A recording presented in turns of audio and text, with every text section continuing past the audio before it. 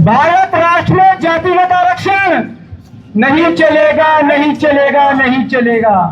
भारत राष्ट्र में जातिगत आरक्षण नहीं चलेगा, नहीं चलेगा, भारत राष्ट्र में जातिगत आरक्षण नहीं चलेगा, नहीं चलेगा, भारत राष्ट्र में जातिगत आरक्षण नहीं चलेगा, नहीं चलेगा, भारत राष्ट्र में भेदभाव नहीं चलेगा, नहीं चलेगा, भारत राष्ट्र में भेदभाव नहीं चलेगा, नहीं चलेगा, घर घर नारा घूम रहा है, आर्थिक आधार पर आरक्षण हो रहा है। घर घर नारा घूम रहा है, घर घर नारा घूम रहा है, घर घर नारा घूम रहा है। भारत राष्ट्र में जातिगत आरक्षण नहीं चलेगा, नहीं चलेगा, भारत राष्ट्र में जातिगत आरक्षण नहीं चलेगा, नहीं चलेगा, भारत राष्ट्र में जातिगत आरक्षण नहीं चलेगा, नहीं चलेगा। आप देखिए, जो भारत राष्ट्र को एक सूत्र में बांधना चाहते हैं, उनके ऊपर राष्ट्र की सरकारें आलोचनाओं का बिल्ला लगाने को तैयार है। राष्ट्र की स्थिति, राष्ट्र का एटमॉस्फेयर आप देखिए किस प्रकार से हो रहा है, जहां पर किसानों की आत्महत्याएं, युवाओं के साथ भेदभाव, विद्यार्थियों के साथ भेदभाव हो रहा है। अगर आप एक सूत्र में बांधना चाहते हैं, इसका उपाय क्या है? राष्ट्र की जितनी भी समस्याएं हैं, इसका उपाय क्या है? ये समस्याएं उत्पन्न कहां से हो रही हैं? ये समस्याएं उत्पन्न कहां से हो रही हैं? जातिगत आरक्षण की लताएं इतनी फैला रखी है। अभी यूजीसी का उदाहरण देख लीजिए। ये सरकारें लताओं में जीवाना चाहती हैं, जो भारत राष्ट्र में परिवर्तन चाहती हैं। सरकार कोई किसी एक सरकार का विषय नहीं है। भारत राष्ट्र में आजादी के पश्चात से ही भारत राष्ट्र में जातिगत आरक्षण को स्थापित कर दिया गया और हमारे महापुरुष आदरणीय श्री अम्बेडकर जी ने अस्थायी व्यवस्था लागू की थी, जैसे धारा 370 की थी। पर यह सत्ता के लोग व्यक्ति जो आज पदों पर हैं, मैं इनको व्यक्ति कहना चाहूंगा, किसी पद से सम्मानित नहीं करना चाहूंगा। कारण राष्ट्र जिससे टूटता है वह राष्ट्रद्रोही है, उसमें चाहे प्रवीण अरोड़ा है, चाहे राष्ट्र का कोई भी अन्य नागरिक है। मैं सभी धर्मों से अपील करता हूं कि आप धर्मों में रहिए, धर्मों की मर्यादाओं में रहिए, जातियों में रहिए, आप राजनीतिक दलों में रहिए, आप एससी में रहिए, आप एसटी में रहिए, आप ओबीसी में रहिए, आप जनरल में रहिए। आप देश को एक सूत्र में बांधिए और सरकारों को राष्ट्र हित के लिए निमित्त बना दो, अन्यथा आने वाली पीढ़ियां आपको कोसेंगी कि आप हमारे लिए क्या करेंगे, नफरतें देंगे। आपने विकास तो करा दिया, वो भी जिस गति से होना चाहिए था उस गति से विकास नहीं हुआ, लेकिन आपने विकास भी स्थापित कर दिया, लेकिन नफरतें इतनी कायम कर दी कि हमारे बुजुर्गों, जो आप दुनिया में भी नहीं हो, आप तलवारें हमारे हाथों में पकड़ा कर चले गए। राष्ट्र का एक बार आपने बंटवारा करा दिया, हिंदू मुसलमान सिख ईसाई सभी धर्मों ने मिलजुल कर राष्ट्र की आजादी में भाग लिया। बच्चों ने, बड़ों ने, माताओं ने, बहनों ने अपने गहने बेच दिए, पोस्टर लगाए, महिलाओं ने भोजन की व्यवस्थाएं की, क्रांतिकारियों ने गोली खाई और राष्ट्र को आजाद कराया। पर सरकारों, आपने शिक्षा क्या प्राप्त की? जब राष्ट्र आजाद हुआ, देश के 2 बंटवारे करा दिए, आप तालमेल नहीं बना पाए, लाखों लोगों को आप सरकारों आपने मरवा दिया। आप सबको प्रधानमंत्री बनना था, तो आप सबको प्रधानमंत्री बनना था, आप तो चले गए, निकल गए, देश आजाद हो गया, एक देश उस सीमा पर हो गया, एक देश इस सीमा पर हो गया। लेकिन आज भी वही स्थितियां हैं। अगर राष्ट्र के अंदर सरकारें जिस पथ पर चल रही हैं, उस पथ को रोका नहीं गया, तो इसका भविष्य क्या होगा? आप बताइए, इसका भविष्य क्या होगा? इसका भविष्य मात और मात राष्ट्र में गृह युद्ध होगा। राष्ट्र फिर बटेगा और 2 टुकड़ों में नहीं, कई टुकड़ों में देश बटेगा। आप तो अपना जीवन जी जाएंगे, आपको एमपी का टैग लग जाएगा, आपको प्राइम मिनिस्टर का टैग लग जाएगा, पर आपके भविष्य की जो पीढ़ियां हैं, राष्ट्र किस ओर जाएगा?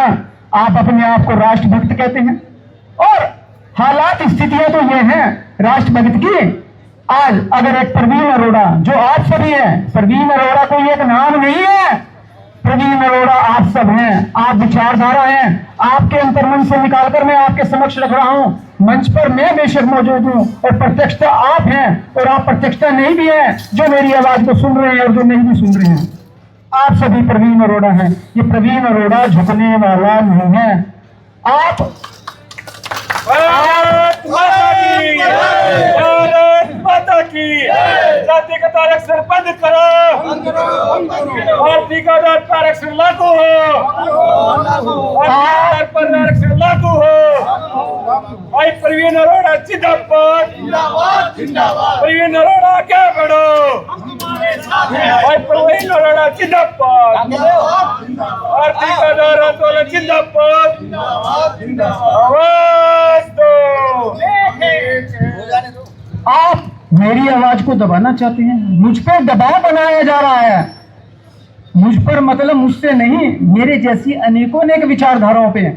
किसी की बात तो आपके समक्ष आ रही है, जो शरीर रूपी आपके सामने प्रवीण अरोड़ा खड़ा है, मेरी बात तो आपके समक्ष आ रही है, लेकिन मेरी जैसी अन्य विचारधाराओं पे दबाव बनाया जाता है। लेकिन मैं आपके समक्ष हूं, अपनी बात रखूंगा कि मुझ पर दबाव बनाया जा रहा है। 2 बार मुझ पर हमले करवाए गए। आप जनता की आवाज को दबाना चाहते हैं, कब तक दबाओगे? यह आवाज दबने वाली नहीं है। आप मुझ पर आलोचनाओं का बिल्ला लगा रहे हैं। मेरे सामने आलोचक खड़ा कर कह रहे हैं कि आप राजनीति कर रहे हैं। हाँ, प्रवीण अरोड़ा राजनीति कर रहा है। भारत माता की, भारत माता की। प्रवीण अरोड़ा राजनीति राष्ट्र की जनसंख्या जो 2 भागों में बटी हुई है, उसको एक करने की राजनीति कर रहा है। प्रवीण अरोड़ा राष्ट्र को एक सूत्र में बांधने की राजनीति कर रहा है।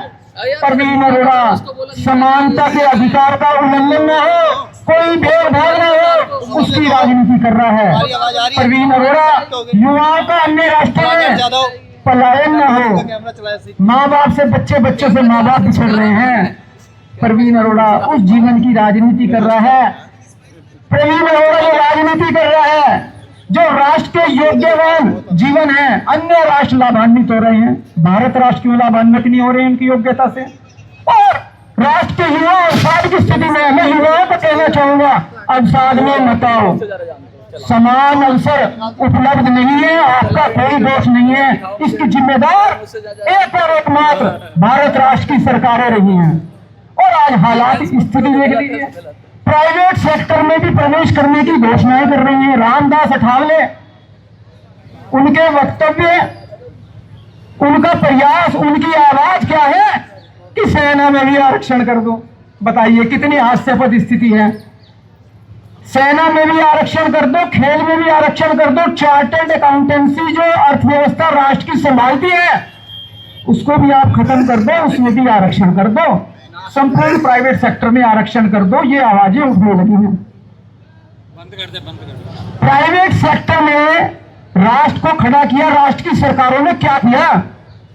राष्ट्र की सरकारों ने कुछ नहीं किया, मात्र जो पुराने संस्थान भी हैं उनको भी बंद करने का प्रयास रहा है। आपके सामने अनेकों अनेक उदाहरण है, आंकड़े देने की मुझे कोई आवश्यकता नहीं। राष्ट्र की जनसंख्या सब देख रही है।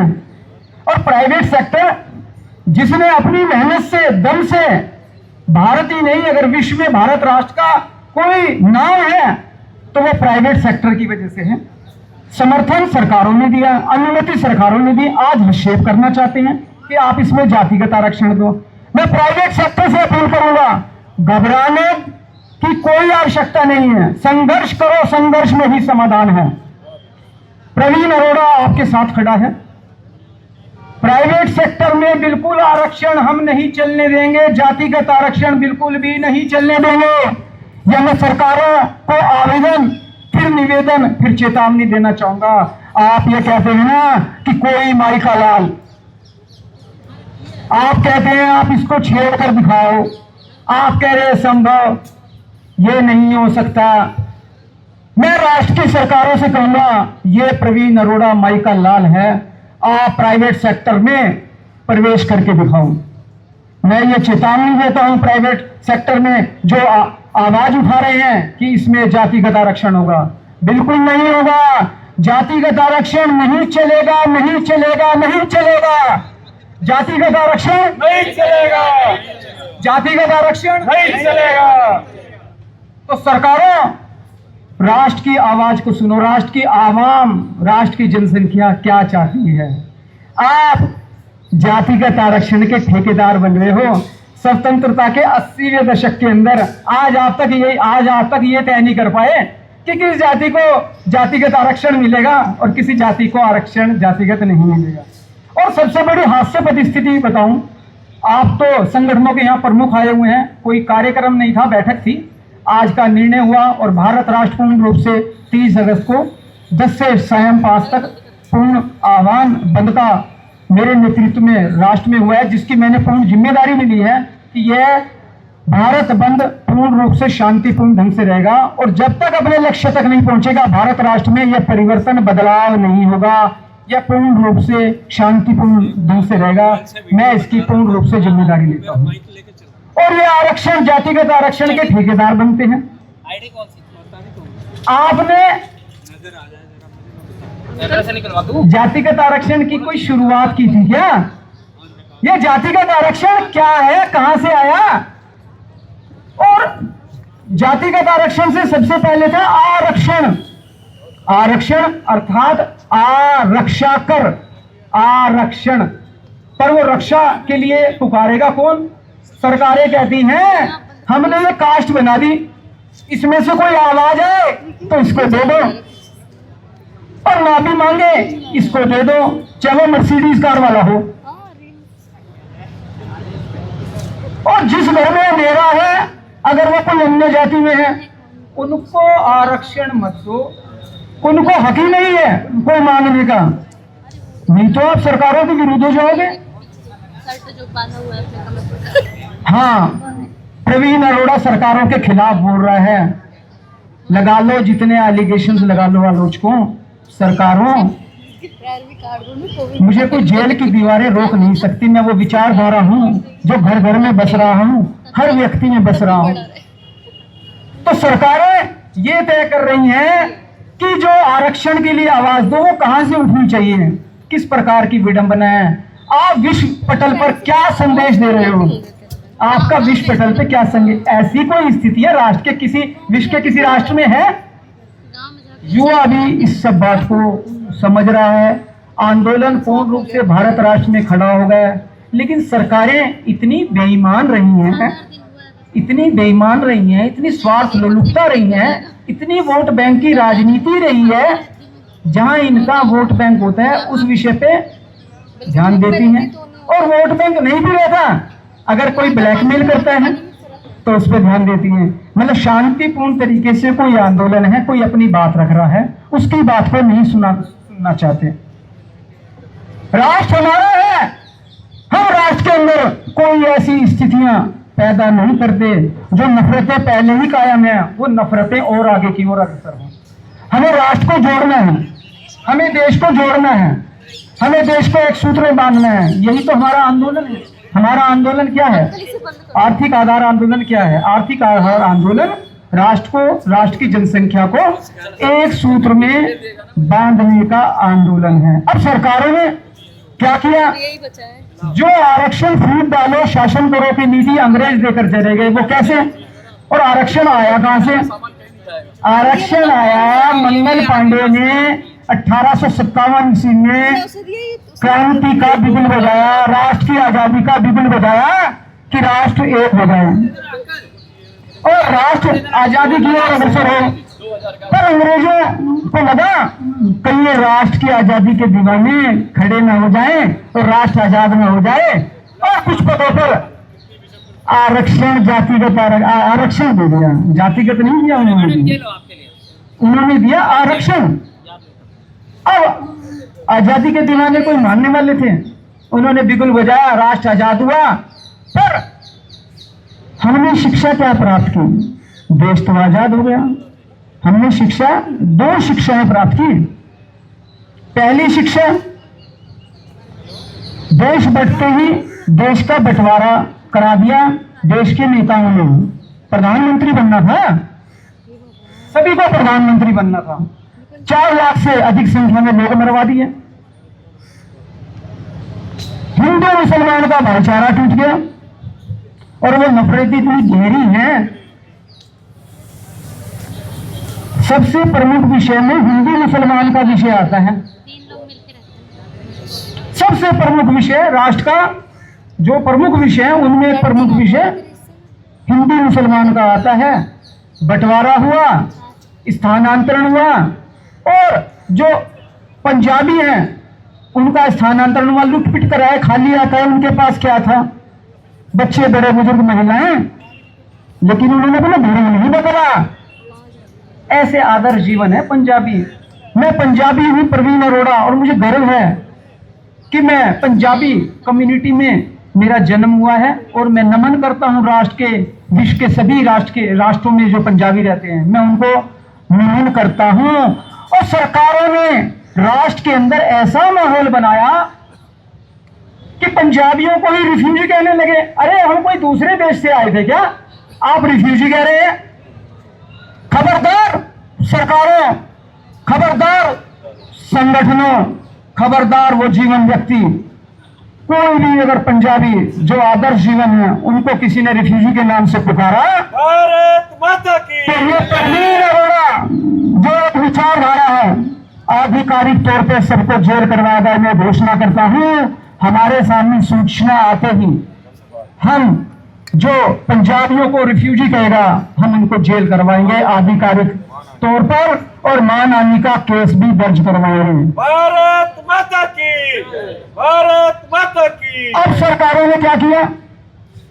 वो जो देश आजाद हुआ, संविधान बना, उसके अंदर जो अंग्रेजों ने आरक्षण दिया था उससे ये शिक्षा प्राप्त की कि राजनीति में कायम करने के लिए सबसे अच्छा तरीका है कास्ट बेस्ड रिजर्वेशन कर दो।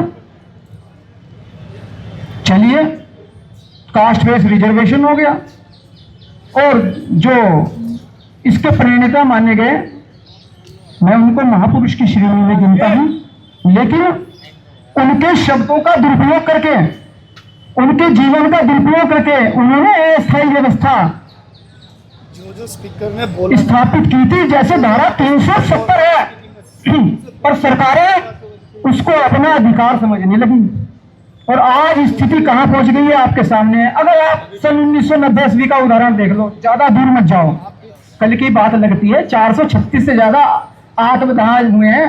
राजीव गोस्वामी, आदरणीय स्वर्गवासी महापुरुष राजीव गोस्वामी, उन्होंने प्रथम आत्मदाह किया है। मैं उनको महापुरुषों की श्रेणी में गिनता हूं। एक जनरल वर्ग के लिए मर मिट गए, एक जनरल वर्ग के हीरो थे, वो अपने जीवन का त्याग किया। हमने सरकारों से कई बार पहल की, कई बार मुलाकातें की, कई बार पत्र व्यवहार किया कि आप 19 सितंबर को आप आधिकारिक तौर पर राजीव गोस्वामी बलिदानी दिवस के रूप में घोषित कर दो, पर सरकारें सुप्तावस्था में है, आंखों पर पट्टी बांधी हुई है, धृतराष्ट्र की भांति देखकर भी अनदेखा करते। कारण वोट बैंक। आप कहां तक वोट बैंक को प्राप्त करोगे? आप आरक्षण ला कहां से रहे हो? आप आरक्षण चीन से ला रहे हो, पाकिस्तान से ला रहे हो, रूस से ला रहे हो, इंग्लैंड से ला रहे हो। अब आप आरक्षण, जातिगत आरक्षण जनरल वर्ग से ला रहे हो और जनरल वर्ग से पूछने की आवश्यकता नहीं है। इनका ये मोबाइल है, मैं इनको पूछने की आवश्यकता नहीं, मैं इनको पकड़ा दूं। और आप जातिगत आरक्षण जनरल वर्ग से बिना पूछे, बिना इजाजत के, देखिए समानता के अधिकार का कितना उल्लंघन है। आप देश को गुंडागर्दी से चला रहे हो। जो इस विषय पर काम करता है उसको धमकियां देते हो। क्या देश ऐसे चलेगा? बिल्कुल नहीं। हम देश को ऐसे नहीं चलने देंगे। हमारी बस एक विडंबना है, पहले अंग्रेज सामने थे, समझ में आता था, आज सरकारें हमारी हैं। हम देश को एक सूत्र में बांधना चाहते हैं। मैं आह्वान करता हूं सारी राजनीतिक पार्टियों से, भारतीय जनता पार्टी, कांग्रेस, आम आदमी, सपा, बसपा, अन्य कोई भी राजनीतिक पार्टी है, मैं आह्वान करता हूं सभी धर्मों से, जातियों से, आप उनमें रहते हुए इस विषय पर बाहर निकल आओ और राजनीतिक दलों को सिर्फ एक नाम रहने दो, इस विषय पर पूर्ण सहमति दे दो। सरकारों को समझ नहीं आ रहा, राष्ट्र की जनता किससे अपील करे, किसके सामने बात रखे? क्या वो चीन में जाए, अमेरिका में जाए या इंग्लैंड में जाए? सरकारें तो हमारी हैं और आप आंदोलनों को तोड़ने में लगे हो। पर यह आंदोलन भारत राष्ट्र में पूर्ण रूप से खड़ा हुआ है। जिस प्रकार समुद्र में ऊपर से ठहराव नजर आता है, नीचे पूरी रवानगी होती है। आगामी 30 अगस्त 2026 समय 10 से 6 संपूर्ण भारत राष्ट्र बंद रहेगा। मैं प्रवीण अरोड़ा इसकी घोषणा करता हूं।